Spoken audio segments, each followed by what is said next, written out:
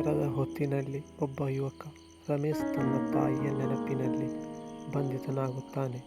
ತಾಯಿಯ ನಿಧನ ನಂತರ ಆತನ ಜೀವನದಲ್ಲಿ ಖಾಲಿತನವೇ ತುಂಬಿ ಹರಿಯುತ್ತಿತ್ತು.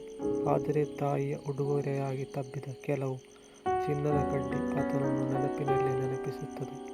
ಪ್ರತಿಯೊಬ್ಬ ದಿನವೂ ರಮೇಶ್ ತಾಯಿಯ ಮೆಲುಕಿಗೆ ಹೋಗಿ ಅವಳ ಪಠ್ಯಗಳನ್ನು ಓದುತ್ತಿದ್ದ. ಆ ಮಡವನೀಯ ತಾಯಿ ಎಂದೆಂದಿಗೂ ತನ್ನ ಮಗನನ್ನು ಶ್ರೇಷ್ಠ ವ್ಯಕ್ತಿಯಾಗಬೇಕೆಂದು ಬಯಸಿದ್ದಳು. ತಾಯಿಯ ಈ ಆಸೆಗಳನ್ನು ಈಡೇರಿಸಲು ರಮೇಶ್ ತನ್ನ ಶ್ರಮವನ್ನು ಅರಿತು ಯಶಸ್ಸು ಸಾಧಿಸಲು ನಿರ್ಧರಿಸುತ್ತಾನೆ.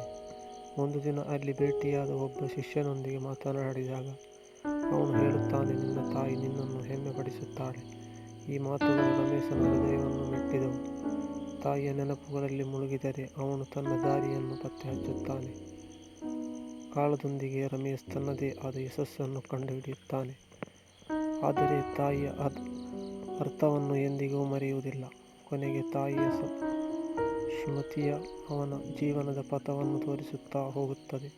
ನಿರೀಕ್ಷಿತ ನಿತ್ಯಗಳು ಪೀಡಿಸುವ ನಸುಕಿನಲ್ಲಿ ತಾಯಿಯ ನೆನಪುಗಳು ಸದಾ ಅವನನ್ನು ಬೆಂಬಲಿಸುತ್ತವೆ. ನೀನು ನನ್ನ ಮಗನಾಗಿದ್ದಾಗ ನಾನು ಹೆಮ್ಮೆ ಪಡುತ್ತೇನೆ ಎಂದು ಅವಳ ಹೃದಯದಲ್ಲಿ ಜೀವಿಸುತ್ತಿದ್ದ ಆತ್ಮ ಸವಿ ಸಾರುತ್ತದೆ.